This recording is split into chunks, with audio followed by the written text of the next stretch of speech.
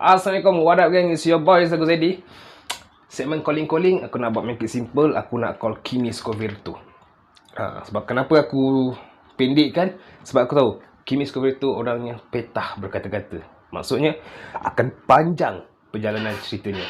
So, jom kita terus call Kimi Scoverto. Bismillahirrahmanirrahim. Aku harap dia jawab lah. Okay, Kimi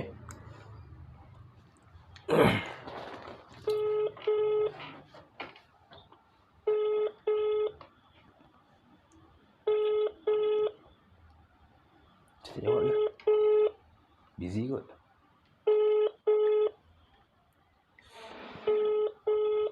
Kimi, ikuzu yoradamo. Maybe dia busy kot.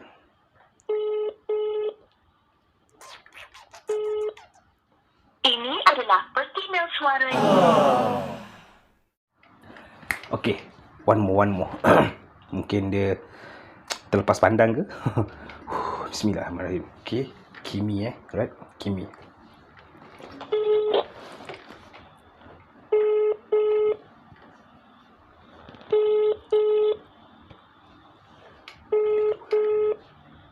Oh, orang ni busy betul.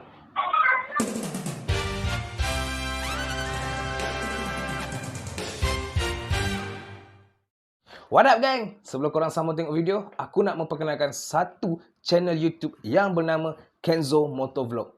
Kenzo Motovlog menyediakan pelbagai jenis konten tentang motosikal. Sama ada vlog beliau menaiki motosikal ataupun top 10 tentang motosikal. Buat masa sekarang, Kenzo Motovlog mendapat 300 subscriber dan mendapat view yang paling tinggi 28k viewer. So, kepada sesiapa saja yang minat dengan dunia pemotoran, korang boleh terus pergi dekat channel Kenzo Motovlog. Link aku letak dekat description. Okay? So, tanpa buang masa, kita terus sambung tengok video kita. Jangan lupa, #supportlocal. What up?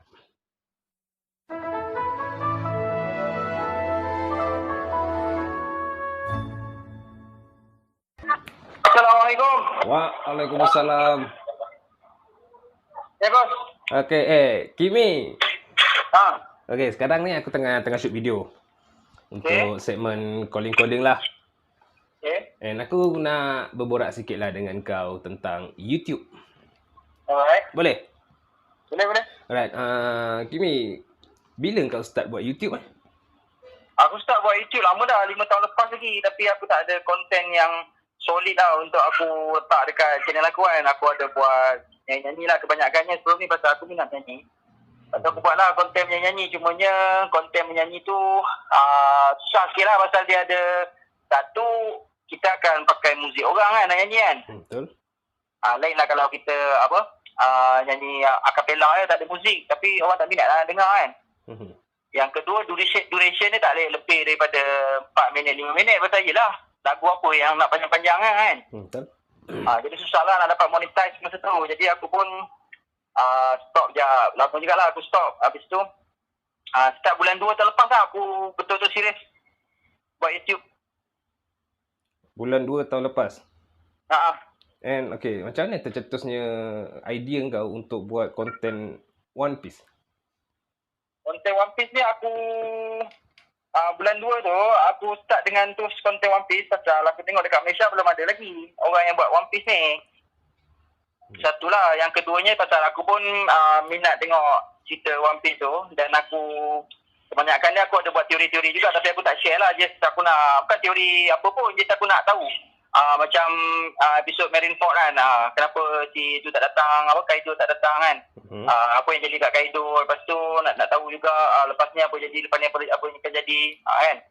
Jadi kita selak-selak lah sikit, lepas tu dekat Reddit, dekat IG, dekat Facebook apa yang berlaku kan. Baca-baca teori, lepas tu kita adalah kita punya point of view sendiri tapi aku tak share lah. Pasal aku cakap kalau aku buat benda ni kan, ada orang buat dah, Indo dah buat dah. Lepas tu aku fikir-fikir balik, Malaysia belum buat lagi kan. Itu yang aku buat tu. Betul. Okay, soalan ketiga. Aku tengah fikir ni sebab ni spontan kan. Okay, so soalan ketiga ni, dulu tak silap aku, kau buat YouTube ni based on kau punya audio saja kan? And sekarang kau ada tunjuk muka, Aha. So, macam mana kau boleh starting dengan audio, lepas tu kau baru kata dapat semangat untuk buat tunjuk muka pula? Oh, aku start dengan audio tu je lah pasal aku punya reference pun masa tu adalah Indonesia Channel Indonesia, teori Indonesia banyak dia lebih pada audio kan. Betul? Audio fiction. Dia kurang, tak ada, bukan kurang, punya tak ada lagi lah kot yang teori One Piece Indonesia ni yang ada face cam.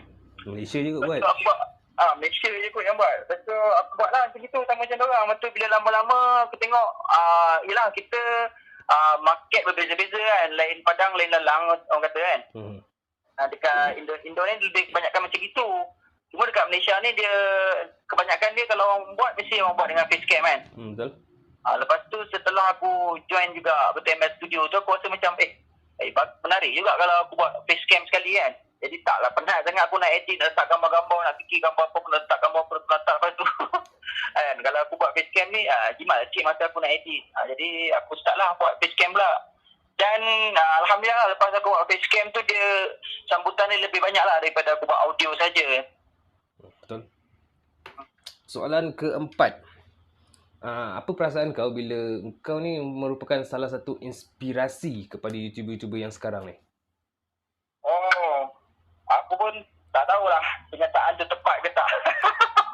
Aku tak tahu lah sama ada diorang dapat inspirasi daripada orang lain kan. Tapi kalau lah diorang start dengan disebabkan aku ataupun aku menjadi inspirasi kepada diorang tu, Alhamdulillah lah kan. At least kurang-kurangnya aku adalah sumbangan juga kan untuk masyarakat kan. Jadi itulah. Tapi itulah. Bagus lah kalau diorang dapat inspirasi untuk buat konten ni daripada aku. Just aku punya nasihat ataupun punya advice lah kan. Kalau kita mengidolakan siapa-siapa pun kan, tak semestinya kita perlu tiru sebulat sebiji-sebijian apa yang orang tu buat, betul tak? Betul. Kan? Cumanya kita kena carilah kita punya keunikan sendiri. Cari kita punya identity. flair kita sendiri kan. Kelainan kita sendiri. Supaya kita punya jati diri, branding kita kan. Yes. Orang tengok aku disebabkan apa? Macam itu. Macam Indonesia kan, aku punya inspirasi pula lebih banyak daripada Indonesia pasal diorang banyak kongsikan diorang punya teori. Jadi diorang tu based on diorang punya suara je dapat memikat orang lain. Sebab apa? Sebab diorang punya teori diorang tu solid tau. Teori diorang tu memanglah dah teori, kita belum tahu betul tak betul. Tapi cara penceritaan diorang tu, bukti-bukti ataupun fakta-fakta, hint-hint yang diorang kongsikan tu memang solid. Memang masuk akal lah. Memang rasa macam memang confirm lah jadi benda tu. Walaupun kebanyakannya tak ada juga kan.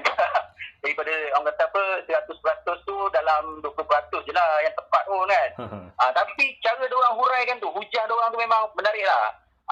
So kita macam kalau kita terinspirasi daripada siapa-siapa, tak semestinya kita nak tiru apa yang dia buat. Jadi kita boleh olah lah. Kita boleh olah dengan gaya dan cara kita sendiri. Supaya orang, kadang-kadang orang ni meluat juga bila kita tengok siapa-siapa. Contoh lah aku bagi contoh macam Jamal Abdillah kan. Kita minat dia, kita terinspirasi nak jadi penyanyi disebabkan dia, Jamal Abdillah. Tapi tak semestinya kita tiru suara dia sebiji kan.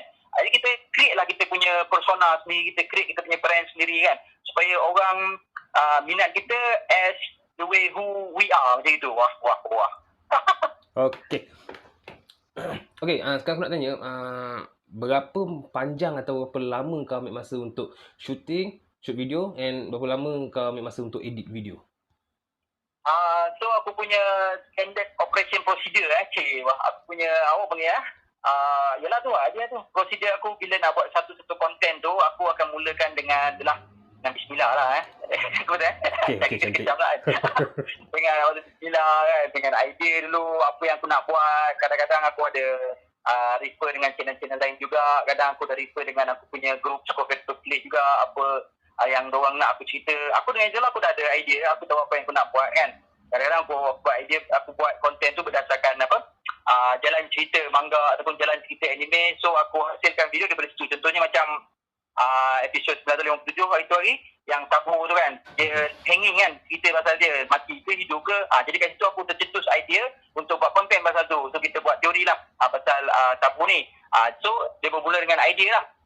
Lepas tu pula aku akan siapkan skrip based on benda tu. based on idea aku tu skrip, jadi aku akan buat rujukan lah beberapa teori-teori daripada luar, dan juga aku tengok dan analyse diorang punya teori, apa diorang punya loophole yang aku boleh tambah, yang aku boleh tolak apa benda yang diorang punya penyampaian diorang tu lah, hujah-hujah diorang tu lah, apa yang aku boleh tambahkan, aku boleh topok lagi daripada situ. Dan memakan masa untuk buat skrip tu dalam masa 8-9 jam jugalah. Tengok weight ataupun keberatan weight dan satu teori tu. Macam fakta ni senang, fakta ni mudah kan, benda tu dia memang straightforward. Tapi kalau teori ni dia macam berbelit-belit sikit. Daripada contoh kita punya teori satu tu, kita nak kena ada beberapa hujah, beberapa bukti, 2-3 bukti. Barulah kita boleh lepaskan satu teori tu. Lepas tu teori kedua pula dalam satu video. Kan? Contoh kita cakap Sabu ni dia masih hidup. Kita kalau cakap Sabu masih hidup, kan, semua orang boleh cakap Sabu tu tak hidup, dah mati dah. Semua orang boleh cakap Sabu dah kena penjara, semua orang boleh cakap kan. Cuma ya, apa yang menyokong pernyataan kita tu, bukti-bukti itulah yang memakan masa sikit. Itulah kita dapat 9 jam. So kalau macam fakta ni straightforward, benda contohnya macam aku cerita pasal pedang, pasal kaki kan, pasal paper fruit, benda tu straightforward kan. Jadi dalam 4-5 jam dah habis siap. Ataupun macam chapter review benda dah ada kan, semua kita kupas je. Jadi dalam 3-4 jam itulah. So teori ni itu yang memakan masa sikit tu, dan korang boleh tengok aku punya video kadang-kadang tak ada isi, 2-3 hari tak ada konten. Aku letak betul wadah anime kan, sebagai aku punya ni lah sokongan. Satu aku punya sokongan untuk aku punya channel, satu lagi sebagai sebagai pembantu untuk orang jugalah. Itu untuk scripting. Yang kedua adalah lepas aku siap skrip, aku sama ada kalau aku outstation, aku akan buat audio wise je lah. Aku akan record suara je lah. Tapi kalau kat rumah aku akan shooting lah. So shooting ni makan masa sekejap je, dalam masa 45 minit, 30 minit dah siap kan. Pasal skrip dah ada, jalan cerita dah ada, body dah ada kan, dia punya framework dah ada, tinggal pernah cakap nak cerita je kan. Jadi 45 minit, 30 minit dah siap lah. Lepas tu aku akan edit lah. Edit ni lama sikit dalam masa 12 jam. Paling cepat aku boleh buat dalam masa 4 jam lah. Itu pun aku tak banyak gambar, banyak video lah. Itulah dia punya proses dia. Lepas tu aku nak upload pula. Export dalam masa jam. Dan nak upload dalam masa kadang-kadang cecah sampai 2 jam. Tengok dia punya kapasiti satu video tu lah. Ada yang 5 gig, 4 gig kan. Betul.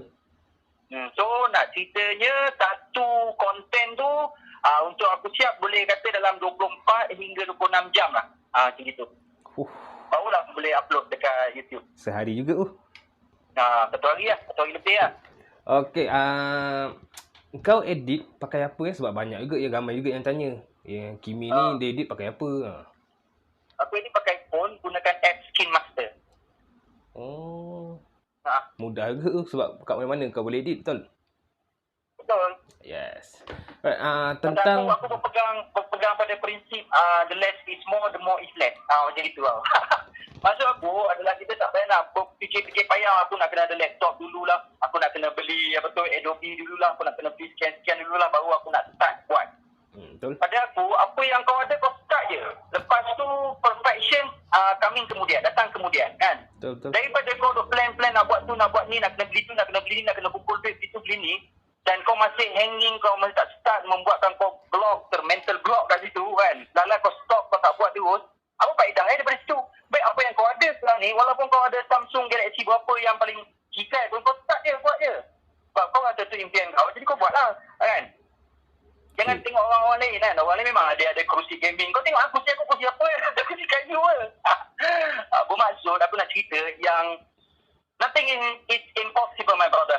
Apa yang kau ada kau jalan je dulu. Betul. Kau macam marah aku je. Mana ada aku marah okay. Kau cerita je. Alright. Tanya aku. Sekarang aku nak tanya pasal Wadap Anime. Macam mana tercetusnya idea kau untuk keluarkan satu segmen Wadap Anime? Oh, Wadap Anime? Pasal aku punya itulah starting video kan saya cakap what up gang kan. So kan saya cakap kan what up gang Malaysia, Indonesia, Singapura, Brunei, Assalamualaikum kan. So dekat dalam video aku dekat dalam segmen tu letaklah what up anime, maksud dia anime what's up with current anime now. So Doraemon, okay, what's up with Doraemon, so kau cerita lah kan what up anime. Okay, so tapi cuma satu je lah nak tegur. Wadap Anime, speaker pertama tu memang smart lah. Apa? speaker pertama memang smart lah. Speaker pertama lah Terbaik. Kita macam Andre Hart One Striker tu Yes. Wah. Okay Kimi, ada tak kata-kata untuk viewer macam mana kalau macam diorang nak start YouTube, ada tak kata-kata semangat? Kata-kata semangat Kata-kata semangat daripada aku adalah you need to believe in yourself. Jangan ambil apa orang nak cakap yang akhirnya boleh menjatuhkan kau. Kalau kau rasa itu kau punya passion, kalau kau rasa itu kau punya dream, kau teruskan, jangan pernah berhenti. Kalau kau rasa penat, kau just duduk sekejap ke, ambil angin, take pass dan kau proceed balik. Jangan stop. Don't even think about stopping. Just move forward. Kau letak kau punya impian, kau letak kau punya apa cita-cita kat depan kau, kan? Kau tengok kau punya resource apa yang kau ada, kau jalan dulu supaya apa kau dapat capai kau punya impian. Kalau kau rasa itulah kan satu-satunya yang boleh support diri kau, support family kau, support kau punya community, dan benda tu akan dapat membuktikan yang engkau dapat boleh maju macam mana orang lain. So kau pegang pada benda tu sungguh-sungguh, gigit dengan gigi geraham, my brother, and proceed and prove to everybody that you can do it, my friend. Mantap. Okay, so itu je lah yang aku nak tanya kau, and kata minta kau berkongsi dekat viewer macam mana kau naik, macam mana YouTube kau ni berkembang sampailah sekarang. So target kau still lagi 100k, yep? Yes, 100k subscribers aku harap sebelum bulan Ramadan lah. Alright, baik, mantap. Okay, so last aku nak minta kau. Okay. Tagline sikit. Itu tu!